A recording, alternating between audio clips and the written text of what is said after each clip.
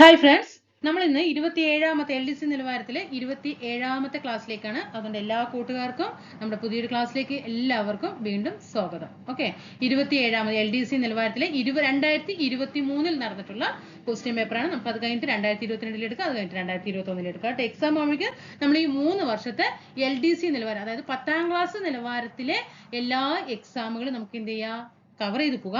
നല്ല സപ്പോർട്ട് ഉണ്ടെങ്കിൽ മാത്രമേ എനിക്കത് കണ്ടിന്യൂ ചെയ്യാൻ പറ്റുള്ളൂ. ക്ലാസ് ഇടാൻ തന്നെ നമുക്കൊരു വൈഷമ്യം തോന്നുന്നുണ്ട്. കാരണം എന്താണ്, സപ്പോർട്ട് കുറവാണ്. സപ്പോർട്ട് കുറവാകുമ്പോൾ നിങ്ങൾക്ക് അറിയാലോ, അപ്പോൾ ഞാനാണെങ്കിലും എൻ്റെ സ്ഥാനത്ത് നിങ്ങളാണെങ്കിലും അത് തന്നെ സംഭവിക്കുള്ളൂ. ഓക്കെ, അപ്പോൾ നമുക്ക് എന്നാലും ഞാൻ ക്ലാസ്സുകൾ ഇടുന്നുണ്ട്, പരമാവധി ഇടുന്നുണ്ട്, ചെയ്തുതരാം കേട്ടോ. അപ്പൊ ക്ലാസ്സിലേക്ക് അങ്ങോട്ട് കിടക്കാം കേട്ടോ. നന്നായിട്ട് ക്വസ്റ്റ്യൻ ശ്രദ്ധിക്കുക. ഞാൻ പറയുന്നതിന് മുമ്പ് സ്വയം ചെയ്യാൻ നോക്കുക. നമ്മൾ പ്രീവിയസ് ക്വസ്റ്റ്യൻ പേപ്പർ വർക്കൗട്ട് ചെയ്യുക എന്ന് പറയുന്നത് നിങ്ങളെ റാങ്ക് എങ്ങനെയായിരിക്കും. ഇപ്പോൾ ഒരു 500 റാങ്കിലൊക്കെ നിങ്ങൾ നിൽക്കുന്നുണ്ടെങ്കിൽ നിങ്ങൾ അത് പിന്നീട് എന്താകും, 400-ലെത്തിയിട്ടുണ്ടാവും, 300, അങ്ങനെ മേലേക്കുള്ള പോക്കായിരിക്കും. ഓക്കെ, അപ്പോൾ പ്രീവിയസ് ക്വസ്റ്റ്യൻ പേപ്പറിന് അതിൻ്റെതായിട്ടുള്ള പ്രാധാന്യമുണ്ട്, മനസ്സിലാക്കണം. അറിയാത്ത ക്വസ്റ്റ്യൻസ് ഒക്കെ ഉണ്ടെങ്കിൽ നോട്ട് ചെയ്ത് വെക്കുക. ഒന്ന് ഞാൻ പറയുന്നതിന് മുമ്പ് നിങ്ങൾ സ്വയം ഒന്ന് ആൻസർ കണ്ടെത്താൻ നോക്കണം കേട്ടോ. ഒന്നാമത്തെ ക്വസ്റ്റ്യൻ, ജീവിത രസങ്ങൾ എന്ന പേരിൽ ആത്മകഥ എഴുതിയ കലാകാരൻ ആരാണ്? ആരാണ് ജീവിത രസങ്ങൾ? ഇവിടെ നോട്ട് ചെയ്യണേ. ജീവിത രസങ്ങൾ ആരാണ്? ചേമഞ്ചേരി കുഞ്ഞിരാമൻ നായർ. കേരളാസിംഹം എന്ന കൃതിയുടെ കർത്താവ് ആരാണ്? സർദാർ KM പണിക്കർ. ചന്ദ്രയാൻ 2 ദൗത്യത്തിന് നേതൃത്വം നൽകിയ ഇന്ത്യൻ ബഹിരാകാശ ഗവേഷണ സംഘടനയുടെ ചെയർമാൻ, ഇന്ത്യൻ ബഹിരാകാശ ഗവേഷണ സംഘടന ISRO എന്നാണ് അല്ലെ. അപ്പോഴും നമ്മളൊരു കുഴപ്പിക്കുകയാണ് ഇട്ടിട്ട്. ചന്ദ്രയാൻ 2 ദൗത്യത്തിന് നേതൃത്വം നൽകിയ ഇന്ത്യൻ ബഹിരാകാശ ഗവേഷണ സംഘടനയുടെ ചെയർമാൻ. ഇപ്പൊ ആരാണ് ചെയർമാൻ അല്ലേ? മൂന്നാമത്തെ ആൻസർ ബി ആണ്, K ശിവനാണ്. ആരാണ് ചന്ദ്രയാൻ 2 ദൗത്യത്തിന് നേതൃത്വം നൽകിയത്? മൂന്നാമത്തെ ആൻസർ ബി ആണ്, K ശിവൻ. ഇന്ത്യയിൽ സമൂഹശാസ്ത്രം എന്ന പഠനശാഖ ആദ്യമായി ആരംഭിച്ചത് ഏത് സർവകലാശാലയിലാണ്? സമൂഹശാസ്ത്രം, സോഷ്യോളജി. ഇതാണ് ബോംബെ യൂണിവേഴ്സിറ്റി. ഇതാണ് ബോംബെ യൂണിവേഴ്സിറ്റി. വിവരാവകാശ നിയമത്തിനായി പ്രയത്നിച്ച രാജസ്ഥാനിലെ സംഘടന ഏതാണ്? മസ്ദൂർ കിസാൻ. ഇതിവിടെ എപ്പോഴും ഓർഡർ ആയിട്ട് നോക്കണം. ഞാൻ എപ്പോഴും വിവരാവകാശ നിയമത്തിന് ക്ലാസ് എടുക്കുന്ന സമയത്ത് പറഞ്ഞിട്ടുണ്ടായിരുന്നു, അങ്ങനെ അതേപോലെ തരംതിരിച്ചിട്ടൊക്കെ ക്വസ്റ്റ്യൻ വന്നിട്ടുണ്ട് എന്നുള്ളത്. അപ്പൊ എപ്പോഴും ഫസ്റ്റ് എന്ത് വരണം?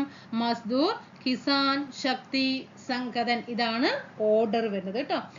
നീതി ആയോഗിന്റെ ആദ്യത്തെ ഉപ അധ്യക്ഷൻ ആരാണ്? നീതി ആയോഗിന്റെ ആദ്യത്തെ ഉപാധ്യക്ഷൻ ആരാണ്? അരവിന്ദ് പനഗരിയ. ഇന്ത്യയിൽ ചരക്കു സേവന നികുതി, അതായത് GST നിലവിൽ വന്നത് 2017 ജൂലൈ 1-നാണ്. 2019 ജ്ഞാനപീഠം അവാർഡ് നേടിയ മലയാള സാഹിത്യകാരൻ, 2019 ജ്ഞാനപീഠം അവാർഡ് നേടിയ മലയാള സാഹിത്യകാരൻ ആരാണ്? സി ആണ്, അക്കിത്തം അച്യുതൻ നമ്പൂതിരി. ടോക്കിയോ ഒളിമ്പിക്സിൽ ജാവലിൻ ത്രോ ഇനത്തിൽ സ്വർണം നേടിയ കായികതാരം നീരജ് ചോപ്ര. ആരാണ്? 9ാമത്തെ D ആണ്, നീരജ് ചോപ്ര. അപ്പൊ നീരജ് ചോപ്രന്റെ ഏതാണ് കായിക ഇനം എന്ന് ചോദിച്ചിട്ടുണ്ട്, ജാവലിൻ ത്രോ. സ്കൂൾ വിദ്യാർത്ഥികളിൽ ലഹരി ഉപയോഗം തടയുന്നതിനായിട്ട് സംസ്ഥാന എക്സൈസ് വകുപ്പ് വിമുക്തിയുടെ നേതൃത്വത്തിൽ നടപ്പിലാക്കുന്ന പദ്ധതിയുടെ പേര് എന്താണ്? ഉണർവ്. താഴെ കൊടുത്തിരിക്കുന്ന പ്രസ്താവനകളിൽ കിഴക്കൻ തീര സമതലവുമായി ബന്ധപ്പെട്ട, ഇത് നമ്മുടെ ഹോട്ട് ടോപ്പിക്സിൽ കിഴക്കൻ തീര സമതലവും പടിഞ്ഞാറൻ തീര സമതലത്തിന്റെ ഹോട്ട് ടോപ്പിക്സ് ക്ലാസ് ഇട്ടിട്ടുണ്ടായിരുന്നു അല്ലേ? അത് നന്നായിട്ട് പഠിച്ചിട്ടുണ്ടെങ്കിൽ നോക്കിക്കേ, അത് ഒരു 8 മിനിറ്റ് വീഡിയോ ഉള്ളൂ. ആ 8 മിനിറ്റ് കൊണ്ട് നമുക്കിവിടെ 1 മാർക്ക് കിട്ടുകയാണ് കേട്ടോ. അങ്ങനെ നമ്മൾ ഹോട്ട് ടോപ്പിക്സിന് അതിൻ്റെതായിട്ടുള്ള ഇമ്പോർട്ടൻ്റ് ഉണ്ട്. നമ്മൾ സെലക്ട് ചെയ്തിട്ടാണ് ഹോട്ട് ടോപ്പിക്സും പോകുന്നത്. അതൊക്കെ നിങ്ങൾ ഡെയിലി ഒരു ഹോട്ട് ടോപ്പിക്സ് വെച്ചിട്ട് പഠിച്ചാൽ തന്നെ നമുക്ക് എക്സാമിലൊക്കെ പകുതിയോളം മാർക്ക് നമുക്ക് സ്കോർ ചെയ്യാനായിട്ട് കഴിയും. അപ്പൊ അങ്ങനെയുള്ള ഏത് സെലക്ട് ചെയ്തിട്ട് തരുന്നുണ്ട്. ഇപ്പൊ നോക്കിക്കേ, നമ്മൾ ഇരുന്ന തീരസമുദ്രങ്ങൾ പഠിക്കുന്നതിന് പകരം കിഴക്കൻ തീരസമുദ്രവും പടിഞ്ഞാറൻ തീരസമുദ്രത്തിന്റെ ഞാൻ ഒരു 8 മിനിറ്റ് വീഡിയോന്റെ ഒരു ഹോട്ട് ടോപ്പിക്സിൽ ഉൾപ്പെടുത്തിയിട്ടുണ്ട്. അത് പഠിച്ചു കഴിഞ്ഞാൽ ഇവിടെ നോക്കിക്കേ, 1 മാർക്ക് ഇവിടെ കിട്ടിയില്ല. എത്ര പെട്ടെന്ന് നമുക്ക് ഓരോരോ മാർക്ക് സ്കോർ ചെയ്യാനായിട്ട് കഴിയുക.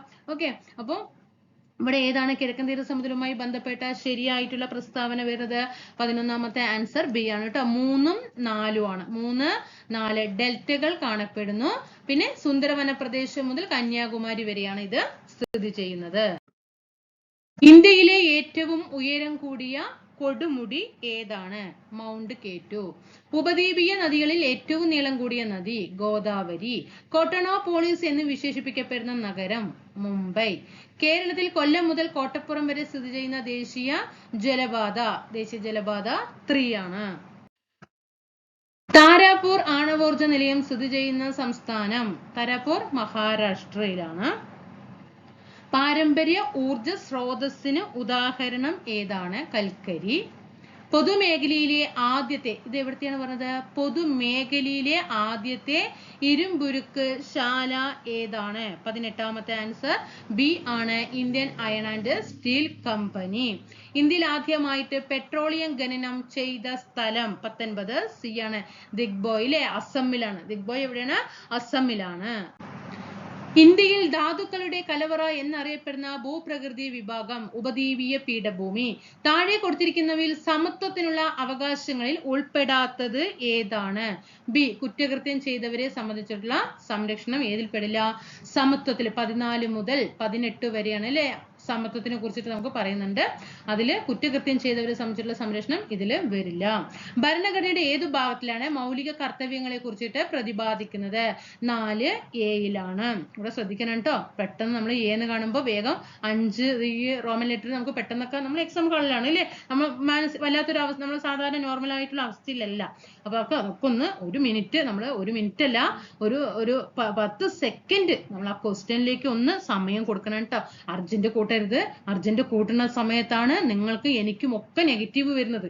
അപ്പൊ നമ്മൾ കുറെ പാഠങ്ങൾ ഉൾക്കൊള്ളുമ്പോഴെങ്കിലും നമ്മൾ മാറ്റാൻ ശ്രമിച്ചിട്ടില്ലെങ്കിൽ നമ്മൾ എന്നും ഇതേ ആ അവസ്ഥയിൽ തന്നെ നമ്മൾ നിലനിൽക്കും. അപ്പോൾ ഒരു ക്വസ്റ്റ്യൻ ഇപ്പൊ ഭരണഘടനയുടെ നമ്മളിപ്പോ എപ്പോഴും നമ്മളെ മൗലിക കർത്തവ്യമാണെങ്കിലും മൗലിക അവകാശങ്ങൾ, ആമുഖം, ഇതൊക്കെ നമ്മൾ എപ്പോഴും നന്നായിട്ട് പഠിക്കുന്ന ടോപ്പിക്കുകളാണ് അല്ലെ.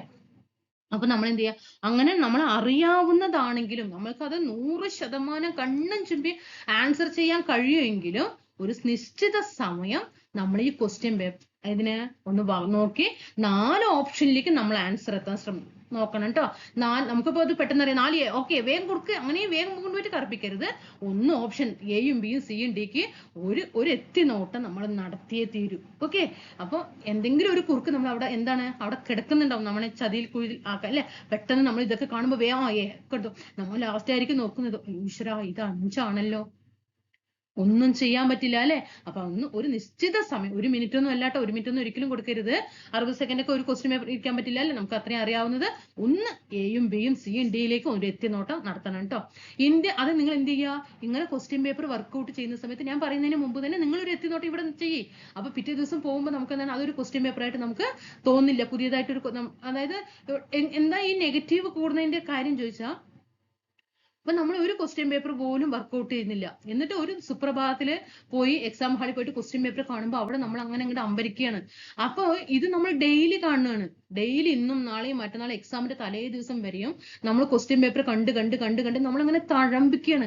പിറ്റേ ദിവസം പോയിട്ട് അവിടെ പോയിട്ട് ക്വസ്റ്റ്യൻ പേപ്പർ നോക്കുമ്പോൾ നമുക്കതൊരു പുതുമയല്ല. കാരണം എന്താണ്, ഇത് നമ്മൾ കണ്ടും കേട്ടും നമ്മുടെ കയ്യിൽ ഒതുങ്ങി നിൽക്കുന്ന ഒരു പേപ്പറാണ്, ക്വസ്റ്റ്യൻ പേപ്പറാണ് കയ്യിൽ. അപ്പൊ നമുക്ക് എന്താണ് അത് അവിടെ ഒരു വിഷയമല്ല, പുതിയതായിട്ട് കാണുമ്പോഴാണ് നമുക്കൊക്കെ. ഇപ്പൊ ഞാനൊരു കാര്യം പറയട്ടെ, നമ്മളിപ്പോ ഒരു സ്ഥലത്തേക്ക് പോവാണ്, ഒരു ടൂർ പോയിരിക്കുന്നു വെക്കാം. ഇപ്പൊ ഒരു ഊട്ടിക്ക് നിങ്ങൾ ഒരു ടൂർ പോയി നോക്കാം.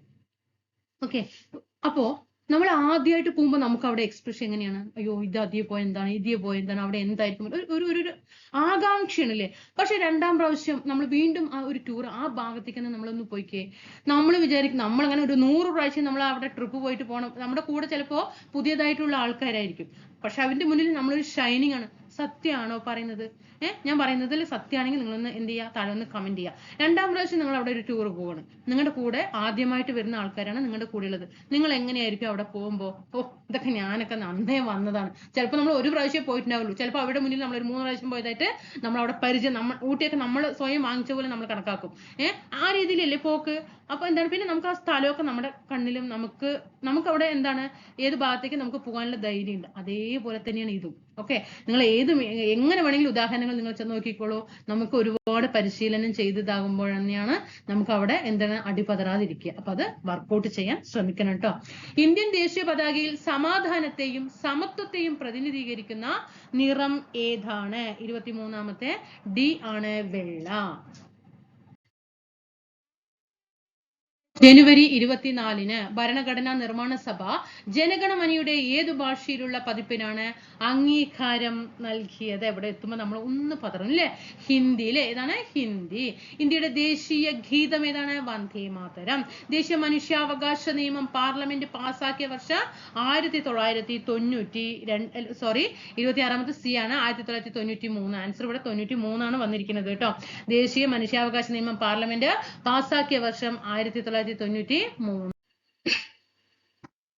27ാമത്തെ ഡിലീഷൻ ചെയ്തിട്ടുണ്ട്. ക്വസ്റ്റ്യൻ ഡിലീറ്റ് ചെയ്തിട്ടുണ്ട്. താഴെ കൊടുത്തിരിക്കുന്നവയിൽ മതേതരത്വം എന്നതുകൊണ്ട് അർത്ഥമാക്കുന്നത് എന്താണ്? എ, ഇന്ത്യക്ക് ഒരു ഔദ്യോഗിക മതം ഇല്ല. എന്താണ്? ഇന്ത്യക്ക് ഒരു ഔദ്യോഗിക മതമില്ല.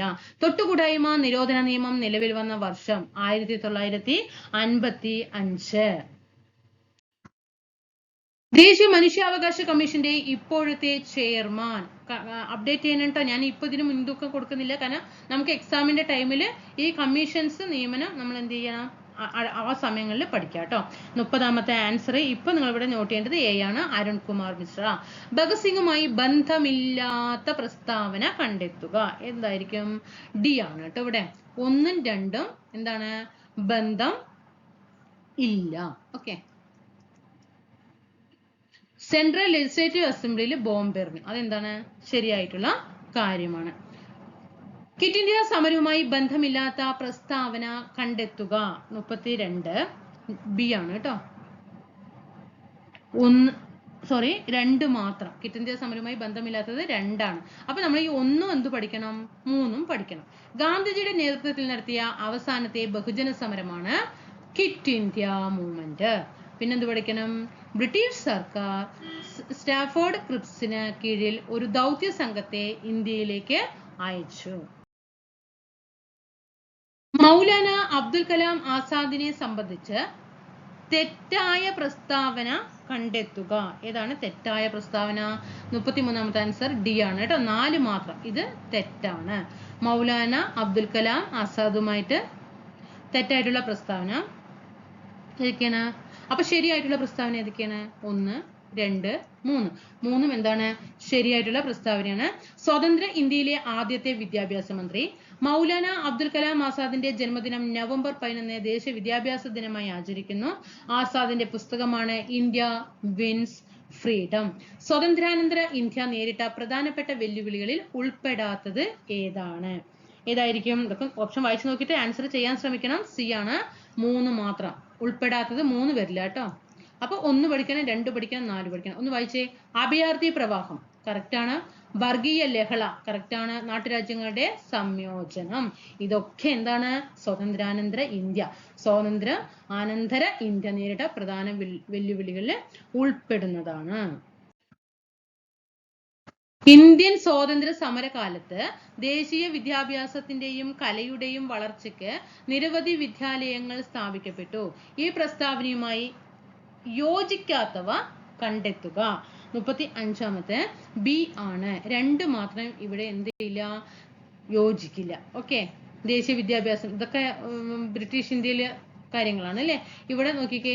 1916 DK കാർവേ ഇന്ത്യയിലെ ആദ്യത്തെ വനിതാ സർവകലാശാല സ്ഥാപിച്ചു. ഇത് കറക്റ്റ് ആണ്. രവീന്ദ്രനാഥ ടാഗോർ ബംഗാളിൽ വിശ്വഭാരതി സർവകലാശാല സ്ഥാപിച്ചു. മഹാകവി വള്ളത്തോൾ നാരായണ മേനോൻ തൃശൂരിൽ കേരള കലാമണ്ഡലം സ്ഥാപിച്ചു. അടുത്ത ശരിയായ ജോഡികൾ കണ്ടെത്തുക. 36 ശരിയായ ജോഡികൾ ഏതൊക്കെയാണ്? സി ആണ്. 1ഉം 4ഉം. 1, 4. നേഷൻ ആരുടേതാണ്? Gopalakrishna Gokhale. Kesari Maratha Balagangadhara Thilakan. Voice of India Dadabhai Naoroji. Vande Mataram ഇതിങ്ങനെ വരും അല്ലേ? ലാലാ ലജ്പത് റായ്.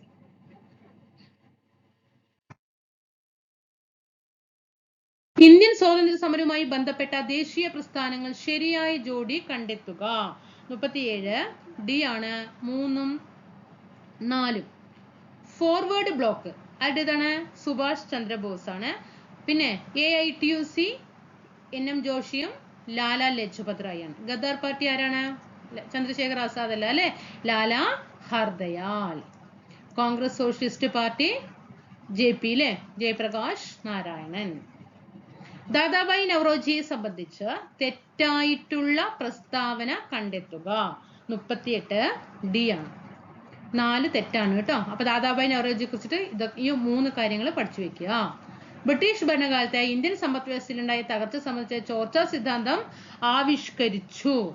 കോൺഗ്രസിനെ ഇന്ത്യൻ നാഷണൽ കോൺഗ്രസ് എന്ന പേര് നിർദ്ദേശിച്ചു. ഇന്ത്യയുടെ വന്ധ്യവയോധികൻ എന്നറിയപ്പെടുന്നത് ആരാണ്? ദാദാഭായ് നവറോജി. 39 സ്വാതന്ത്ര്യാനന്തര ഇന്ത്യയിലെ വിദ്യാഭ്യാസ കമ്മീഷനുകളെ സംബന്ധിച്ച് ശരിയായ പ്രസ്താവനകൾ കണ്ടെത്തുക. 39 B ആണ് കേട്ടോ. 2, 3 ആണ് ഇവിടെ ശരിയായിട്ടുള്ളത്. സെക്കൻഡറി വിദ്യാഭ്യാസ മേഖലയെ കുറിച്ചിട്ടുള്ള പഠനം ഡോക്ടർ ലക്ഷ്മണസ്വാമി മുതലിയാർ. ഓക്കെ. 10 +2 3 അല്ലെ മാതൃകയിൽ വിദ്യാഭ്യാസം ലഭിക്കാൻ doctor DS Kothari. Okay, DS Kothari commission ആണ്. ഇതാണ്. അപ്പൊ 2ഉം 3ഉം ആണ് ഇവിടെ ശരിയായിട്ടുള്ള. താഴെ തന്നിരിക്കുന്ന പ്രസ്താവനകളിൽ ശരി ആയവ കണ്ടെത്തുക. 40 D ആണ്. എല്ലാം ശരിയാണ്. അപ്പൊ ഒന്ന് പഠിച്ചേ. ഈ 4 ഈ 3 കാര്യങ്ങളൊന്ന് പഠിച്ചേ. അരുണ ആസഫ് അലി ക്വിറ്റ് ഇന്ത്യ സമരത്തിന്റെ സജീവ പ്രവർത്തകയാണ്. മാഡം ബിക്കാജി കാമ അന്താരാഷ്ട്ര വേദിയിൽ ഇന്ത്യയുടെ ത്രിവർണ്ണ പതാക ആദ്യമായിട്ട് ഉയർത്തി. പണ്ഡിത രമാബായി ബോംബെയിലെ ശാരദാ സദൻ സ്ഥാപിച്ചു. താഴെ പറയുന്ന വസ്തുതകളിൽ ശരി ആയത് കണ്ടെത്തുക. ശരി ആയത് കണ്ടെത്താനാണ് പറയുന്നത്. സി ആണ് കേട്ടോ. 1, 2, 4 ശരിയാണ്. 1, 2, 4. അപ്പൊ ഒന്നാമത്തെ എന്താണ്? 1789 ടിപ്പു സുൽത്താൻ കേരളം ആക്രമിക്കുന്നു.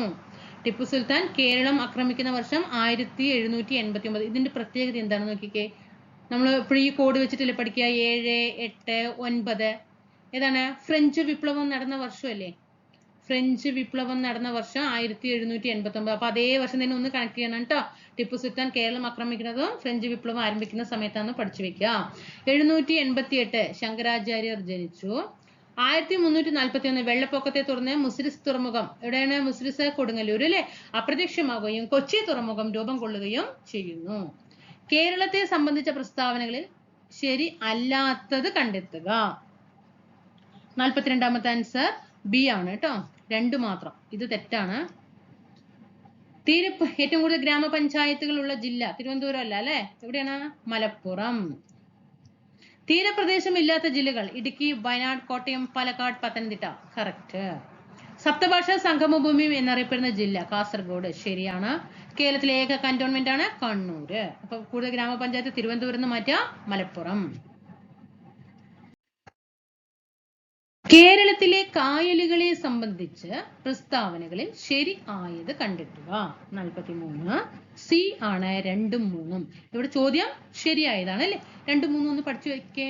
വേമ്പനാട്ട് കായലിലെ പുന്നമടയിൽ പ്രശസ്ത നെഹ്റു ട്രോഫി വള്ളംകളി നടക്കുന്നു. വേമ്പനാട്ട് കായലിലെ പുന്നമടയിലാണ് ഇത് നെഹ്റു ട്രോഫി വള്ളംകളി നടക്കുന്നത്. നീണ്ടകര അഴിമുഖം അഷ്ടമുടിക്കായലിനെ അറബിക്കടലുമായിട്ട് ബന്ധിപ്പിക്കുന്നു. കേരളത്തിലെ നദികളെ സംബന്ധിച്ച പ്രസ്താവനകളിൽ ശരി അല്ലാത്തത് കണ്ടെത്തുക. 44 B ആണ്. 2 മാത്രം. ഇത് തെറ്റാണ് കേട്ടോ. അപ്പൊ ഈ 1ഉം 3ഉം പഠിച്ചു വെക്കാം. 244 കിലോമീറ്റർ നീളമുള്ള പെരിയാറ് ശിവഗിരി മലയിൽ നിന്ന് ഉത്ഭവിക്കുന്നു. പഠിക്കണം. പെരിയാറ് നീളം പഠിക്കുക. എവിടെ നിന്ന് ഉത്ഭവം പഠിച്ചു വെക്കുക. ഇടുക്കി, പത്തനംതിട്ട, ആലപ്പുഴ എന്നീ ജില്ലകളിലൂടെ ഒഴുകുന്ന പമ്പ നദി വേമ്പനാട്ട് കായലിൽ പതിക്കുന്നു. അപ്പൊ ഇതും എന്താണ്? ശരിയായിട്ടുള്ള പ്രസ്താവനയാണ്. എനിക്കും മതി. കേരളത്തിലെ ജലവൈദ്യുത പദ്ധതികളെ സംബന്ധിച്ച് തെറ്റായ പ്രസ്താവന. ഇവിടെ നോട്ട് ചെയ്യണം കേട്ടോ. എപ്പോഴും ക്വസ്റ്റ്യൻ പേപ്പർ കിട്ടുമ്പോൾ ഇതെങ്ങനെ ഒന്ന് നോട്ട് ചെയ്ത് വെക്കണേ. നോട്ട് ചെയ്തിട്ട് ആ തെറ്റായിട്ടുള്ള പ്രസ്താവനയാണ്. അപ്പോൾ തെറ്റായിട്ടുള്ള പ്രസ്താവന ആകുമ്പോൾ ഓരോന്ന് വായിക്കാൻ, എന്നിട്ട് തെറ്റുള്ളത് ഏതാണെന്ന് കണ്ടുപിടിക്കാൻ നോക്കിക്കോ. 45 ആൻസർ ഇവിടെ എന്താ വരിക? B ആണ് അല്ലെ. 2ഉം 3ഉം തെറ്റാണ്. ഇവിടെ തെറ്റായതല്ലേ ചോദിച്ചത്. അപ്പൊ 2 ഇങ്ങനെ തെറ്റിട്ട് വെക്കുക. 3 ശരിയായിട്ടുള്ള പ്രസ്താവനയാണ് ചോദിക്കുന്നതെങ്കിൽ ആ കറക്റ്റ് ആയിട്ടുള്ളതിന്റെ ഇവിടെ ഇങ്ങനെ റേറ്റ് ഇട്ട് വെക്കുക. എന്നിട്ട് ആ ഓപ്ഷൻസ് ഒക്കെ എടുത്തിട്ട് താഴെ പ്രാവർത്തിക വെക്കുക. അപ്പൊ ഇവിടെ എന്താണ്? 2ഉം 3ഉം തെറ്റായിട്ടുള്ളതാണ്. അപ്പൊ ശരിയായിട്ടുള്ള ആൻസർ ഒക്കെ ഒന്ന് പഠിച്ചു വെച്ചേ. 1ഉം 4ഉം ഇവിടെ ശരിയായിട്ടാണ്. സ്വകാര്യ മേഖലയിൽ പ്രവർത്തിക്കുന്ന ആദ്യത്തെ ജലവൈദ്യുത പദ്ധതി മണിയാറാണ്. പഠിച്ചു വെക്കണം. പിന്നെ ഇടുക്കി ജലവൈദ്യുതിയുടെ ഉൽപാദന ശേഷി 780 മെഗാവാട്ടാണ്. ഇതൊക്കെ ചോദിച്ച ക്വസ്റ്റ്യൻ ആണ് കേട്ടോ. ഇതൊക്കെ കുറെ പ്രാവശ്യം ചോദിക്കണു. 780 അവിടെ 760 എന്നൊക്കെ വരുമ്പോ കൺഫ്യൂഷൻ വരും. അപ്പൊ 7 കഴിഞ്ഞതും അടുത്ത സംഖ്യ 8 അല്ലേ, അപ്പൊ പഠിച്ചു വെക്കുക. 7 കഴിഞ്ഞാൽ അടുത്ത സംഖ്യ ഏതാണ്? 8 ആണ് അല്ലേ. അപ്പൊ 780 എന്നുള്ളത് നോട്ട് ചെയ്യാം. കേരളത്തിലെ വന്യജീവി സങ്കേതങ്ങൾ സംബന്ധിച്ച ഇവിടെ ചോദ്യം, തെറ്റായ പ്രസ്താവന കണ്ടെത്തുക. 46ാമത്തെ എ ആണ്. 1 തെറ്റാണ്, 3 തെറ്റാണ്. അപ്പൊ ഈ 2, 3, 4 പഠിച്ചു വെക്കണം. വയനാട് വന്യജീവി സങ്കേതത്തിൽ സംരക്ഷിക്കപ്പെടുന്ന മൃഗം ആന, പഠിച്ചു വെക്കുക. തെന്മല ഇക്കോ ടൂറിസം പദ്ധതി ചെന്തുരുണി വന്യജീവി സങ്കേതത്തിലാണ് സ്ഥിതി ചെയ്യുന്നത്, പഠിച്ചു വെക്കണം കേട്ടോ.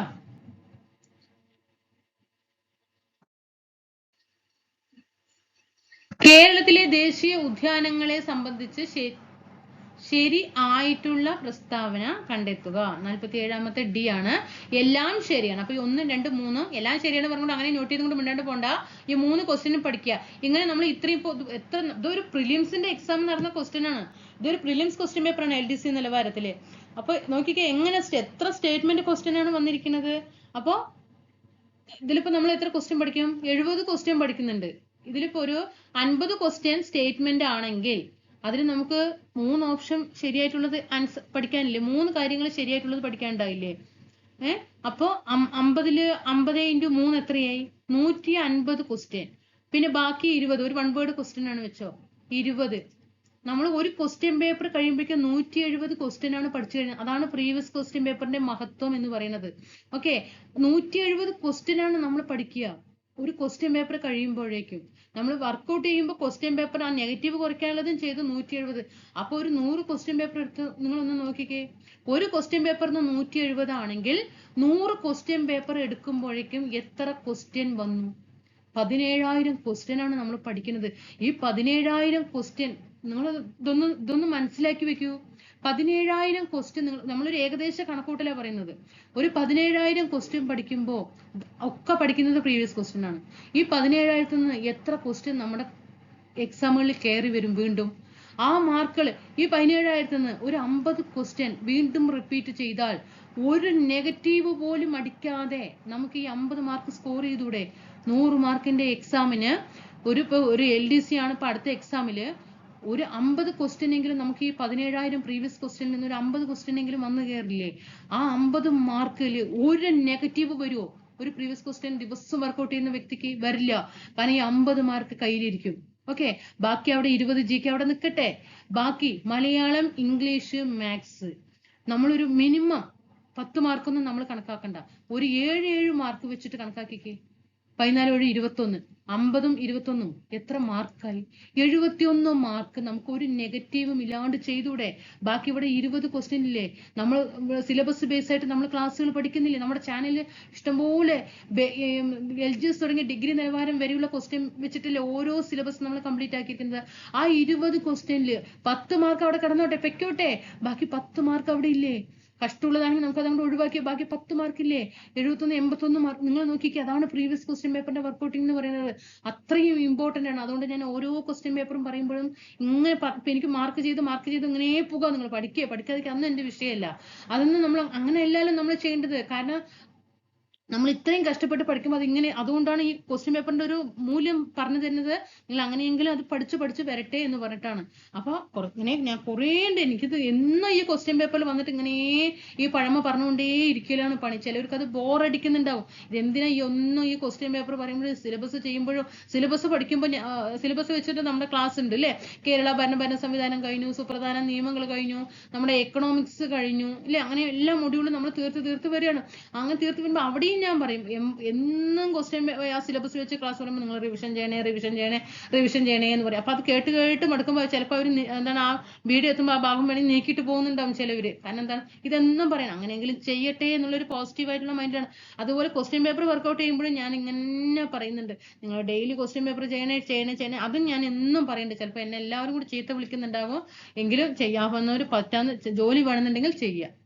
അത്രേ എനിക്ക് പറയാൻ പറ്റുള്ളൂ. ഓക്കെ, ഇനി അടുത്ത് നോക്കാം.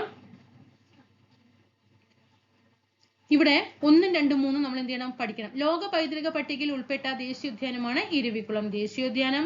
ഏറ്റവും കൂടുതൽ ജൈവ വൈവിധ്യമുള്ള ദേശീയോദ്യാനം സൈലന്റ് വാലി. കേരളത്തിലെ ഏറ്റവും ചെറിയ ദേശീയോദ്യാനം പാമ്പാടും ചോല. കേരളത്തിലെ മത്സ്യബന്ധന മേഖലയുമായി യോജിക്കാത്ത പ്രസ്താവനകൾ കണ്ടെത്തുക. 48 A ആണ്. 1ഉം 4ഉം യോജിക്കാൻ പറ്റില്ല. ഓക്കെ, ഇതുമായിട്ട് യോജിക്കാത്ത പ്രസ്താവനകൾ കണ്ടെത്തുക എന്നാണ് പറഞ്ഞിരിക്കുന്നത്. 48ാമത്തെ ആൻസർ A ആണ്, 1ഉം 4ഉം. മത്സ്യബന്ധന മേഖലയുടെ സമഗ്ര വികസനം ലക്ഷ്യമിട്ട് കേന്ദ്ര സർക്കാർ ആരംഭിച്ച പദ്ധതിയാണ് പ്രധാനമന്ത്രി മത്സ്യ സമ്പത്ത് യോജന. കേന്ദ്ര പദ്ധതിയാകുമ്പോൾ അവസാനം എപ്പോഴും ഒരു വാക്കുണ്ടാവും, യോജന യോജന യോജന അല്ലെ. പിന്നെ കൊച്ചി വാട്ടർ മെട്രോയുടെ ഭാഗ്യചിഹ്നം. ആഹാ, നല്ല ക്വസ്റ്റ്യൻ ആണല്ലേ. ഇത് നോട്ട് ചെയ്യണം കേട്ടോ. ഇത് നോട്ട് ചെയ്യണേ. ജൻഗു എന്താണ്? കൊച്ചി വാട്ടർ മെട്രോയുടെ ഭാഗ്യചിഹ്നം എന്താണ്? ജൻഗു. ഇതൊക്കെ നമുക്ക് അല്ലേ നോക്കിയ ക്വസ്റ്റ്യൻ പേപ്പർ വർക്ക്ഔട്ട് ചെയ്താൽ ഇതൊക്കെ അറിയാൻ കഴിയുള്ളൂ.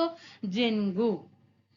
ഗോദവർമ്മ രാജയെ സംബന്ധിച്ച് ശരിയായ പ്രസ്താവനകൾ കണ്ടെത്തുക. 49ാമത്തെ D ആണ്. എല്ലാം ശരി. നോക്കിക്കേ, 4 ക്വസ്റ്റ്യൻ ഒന്ന് പഠിച്ചു വെച്ചേ. 4 ക്വസ്റ്റ്യനും പഠിക്കണേ, ഇപ്പൊ തന്നെ പഠിക്കണേ. കേരള സ്പോർട്സ് കൗൺസിലിന്റെ സ്ഥാപക പ്രസിഡന്റ് ഗോദവർമ്മ രാജ. ഒക്ടോബർ 13 അല്ലെ, ഇദ്ദേഹത്തിന്റെ ജന്മദിനമാണ്. കേരള സർക്കാർ സംസ്ഥാന കായിക ദിനമായി ആചരിക്കുന്നു. അപ്പൊ സംസ്ഥാന കായിക ദിനം ഒക്ടോബർ 13. കേരള വിനോദസഞ്ചാരത്തിന്റെ പിതാവ്. ഇത് നോട്ട് ചെയ്യണേ. വിനോദസഞ്ചാരത്തിന്റെ പിതാവ് ആരാണ്? ഗോദവർമ്മ രാജ. തിരുവനന്തപുരം. നമ്മൾ അപ്പൊ എന്ത് ചെയ്യും? 3 വരുന്നത് ഒഴിവാക്കിയിട്ട് ഒരൊറ്റ ആൻസർ ചെയ്യലായിരിക്കും. 1ഉം 2ഉം 4ഉം മൊത്തം കൊണ്ട് ഒരൊറ്റതാ. ക്വസ്റ്റ്യനിൽ എന്ത് ചെയ്യും? നമ്മൾ വേഗം അത് ചെയ്തു വെക്കും അല്ലേ. പക്ഷെ ഇവിടെ വിനോദസഞ്ചാരത്തിന്റെ പിതാവും ആരാണ്? ഗോദവർമ്മ രാജയാണ്. തിരുവനന്തപുരം വിമാനത്താവളത്തിന്റെ വികസനത്തിന് വേണ്ടിയിട്ട് അദ്ദേഹം യത്നിച്ചു. ശരിയാണ്. ഒളിമ്പിക്സും കേരളവും സംബന്ധിച്ച പ്രസ്താവനയിൽ ശരി ആയത് കണ്ടെത്തുക. 50ാമത്തെ ആൻസർ B ആണ്, 2ഉം 3ഉം. അപ്പൊ ഇത് 2ഉം 3ഉം ഒന്ന് പഠിക്കണം. ഒളിമ്പിക്സിൽ മെഡൽ നേടുന്ന 2ാമത്തെ Malayali PR Sreejesh. KT Irfan Tokyo ഒളിമ്പിക്സിൽ അത്ലറ്റിക്സിൽ റോസ് വാക്കിംഗ് ഇനത്തിൽ യോഗ്യത നേടി. ഫസ്റ്റത്തെ നോക്കിക്കേ, അത് നമുക്ക് എന്തായാലും അറിയാം. ഒളിമ്പിക്സിൽ പങ്കെടുത്ത ആദ്യത്തെ മലയാളി വനിത അല്ലെ, അത് നമുക്ക് എന്തായാലും അറിയാവുന്ന ആൻസർ ആണ്. അപ്പൊ അതുകൊണ്ട് 2ഉം 3ഉം ആണ് ഇവിടെ എന്ത് ശരിയായിട്ടുള്ളത്. കുമാരഗുരുവിനെ സംബന്ധിച്ച് തെറ്റായ പ്രസ്താവന. പൊയ്കയിൽ യോഹന്നാൻ അല്ലെ, കുമാരഗുരുദേവൻ എന്നറിയപ്പെടുന്നപ്പോ 52ാമത്തെ ആൻസർ ഏത് വരും? D ആണ് കേട്ടോ. 4 മാത്രം. ഇത് 4 തെറ്റാണ്. അപ്പൊ കുമാരഗുരുദേവനെ കുറിച്ചിട്ട് ഈ 3 കാര്യങ്ങൾ പഠിച്ചു വെക്കുക. പൊയ്കയിൽ അപ്പച്ചൻ, പ്രത്യക്ഷ രക്ഷാ ദൈവസഭയുടെ സ്ഥാപകൻ. വെട്ടിയാട്ട് അടിലഹള ഇദ്ദേഹവുമായി ബന്ധപ്പെട്ടിരിക്കുന്നു. VT ഭട്ടതിരിപ്പാടുമായി ബന്ധപ്പെട്ടിരിക്കുന്ന പ്രസ്താവനകൾ കണ്ടെത്തുക. 53 D ആണ്. എല്ലാം ശരിയാണ്. 4 കാര്യങ്ങളായി. എന്താണ്? നാനാജാതി മതസ്ഥർ ഒന്നിച്ചു താമസിക്കുന്ന കൊടുമുണ്ട കോളനി എന്ന ആശയം VT അങ്ങനെയുള്ള ക്വസ്റ്റ്യൻസ് ഒക്കെ നോട്ട് ചെയ്തോ, റിപ്പീറ്റ് വരും. ഓക്കെ, കൊടുമുണ്ട കോളനി എന്ന ആശയം VTയുടേതാണ്.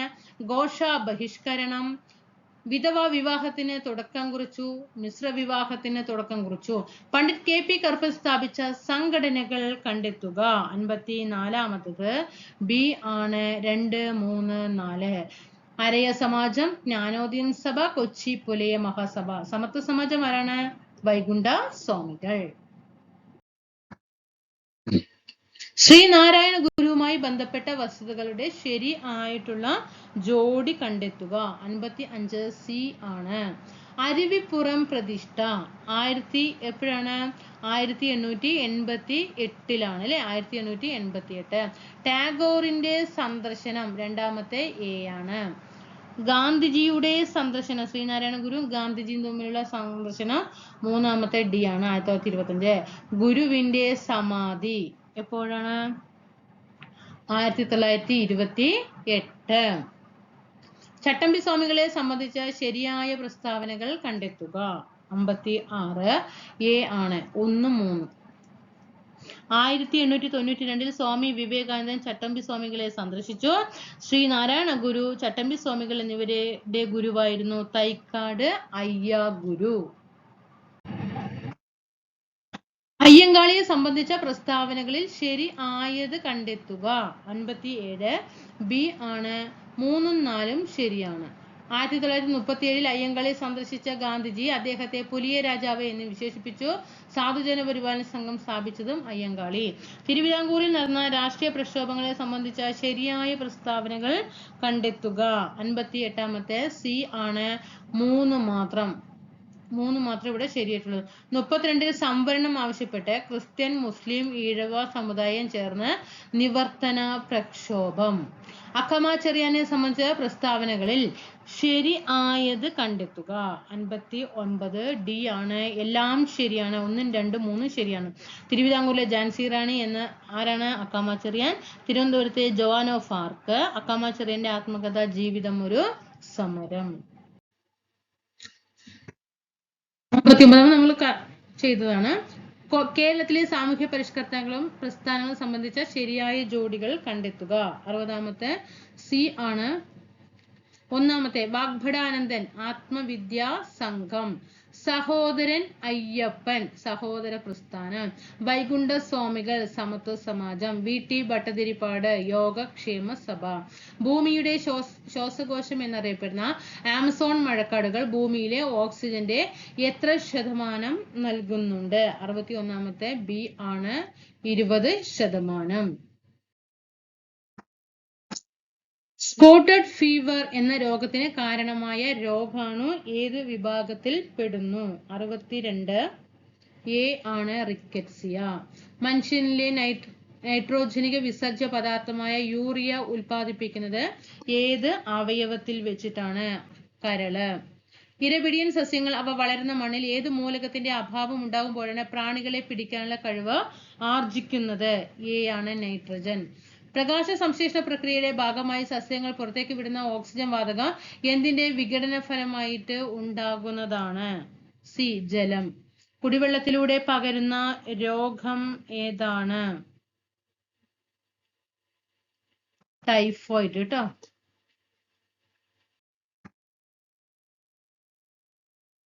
കുടിവെള്ളത്തിലൂടെ പകരുന്ന രോഗം ടൈഫോയിഡ്. 67 കേരളത്തിൽ ദേശാടന പക്ഷികൾ ധാരാളമായി വിരുന്നെത്തുന്ന പ്രദേശം ഏതാണ്? തട്ടേക്കാട്. കേന്ദ്ര കിഴങ്ങുവിള ഗവേഷണ കേന്ദ്രമാണ് ശ്രീകാര്യത്തിൽ, തിരുവനന്തപുരത്ത്. സങ്കരയിനം നെല്ലിന് ഉദാഹരണം ഏതാണ്? 69 ബി ആണ്. അന്നപൂർണ.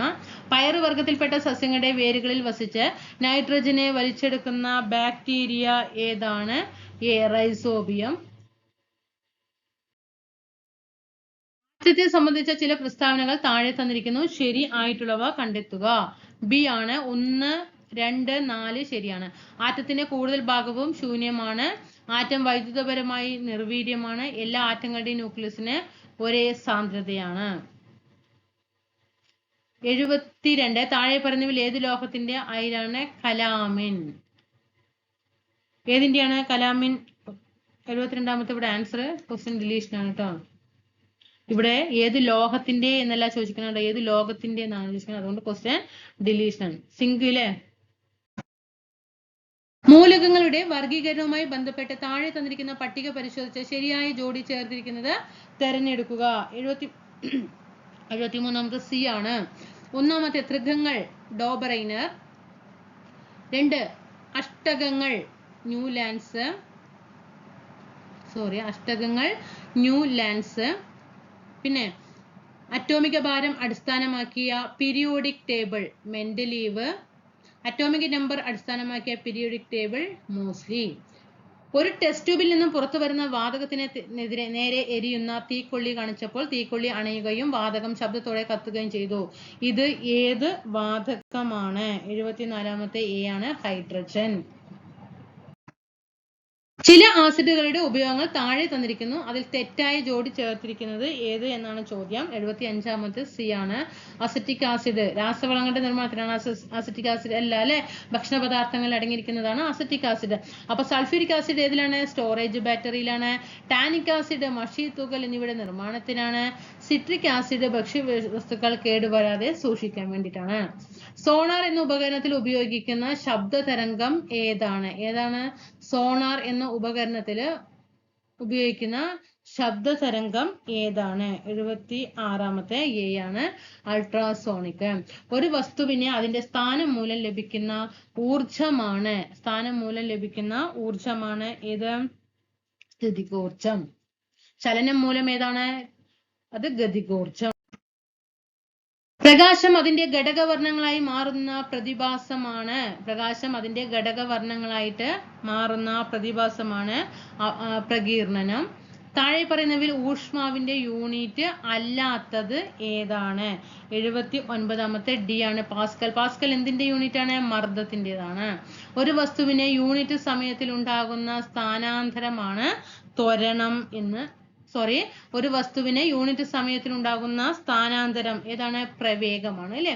ഓക്കെ, അപ്പൊ ക്ലാസ്സുകൾ ഇഷ്ടപ്പെടുകയാണെങ്കിൽ തീർച്ചയായിട്ടും ചാനൽ സബ്സ്ക്രൈബ് ചെയ്തിട്ട് ആ ബെൽ ബട്ടൺ കൂടിയിട്ട് ഒന്ന് ഇനേബിൾ ചെയ്തിട്ട് ഒന്ന് സപ്പോർട്ട് ചെയ്യണം കേട്ടോ. സപ്പോർട്ട് ഉണ്ടെങ്കിൽ മാത്രമേ ഇനി ക്ലാസ് നമുക്ക് കണ്ടിന്യൂ ചെയ്ത് പോകാൻ പറ്റുള്ളൂ. അപ്പൊ തീർച്ചയായിട്ടും സപ്പോർട്ട് ചെയ്യുക, ലൈക്ക് ചെയ്യുക, താഴെ കമന്റുകളൊക്കെ ഒന്ന് നന്നായിട്ടൊന്ന് രേഖപ്പെടുത്തണം കേട്ടോ. അത് ഞങ്ങൾക്കൊരു പ്രചോദനമാണ്. നല്ല നല്ല ക്ലാസ്സുകൾ എത്തിപ്പെടാൻ നല്ലൊരു പ്രയോജനമാണ്. അപ്പൊ ക്ലാസ്സുകൾ പരമാവധി പ്രയോജനപ്പെടുത്തുക. അടുത്ത ക്ലാസ്സിൽ വീണ്ടും കാണാം. ടെലഗ്രാം ഗ്രൂപ്പിൽ ജോയിൻ ചെയ്യുക കേട്ടോ. Thank you.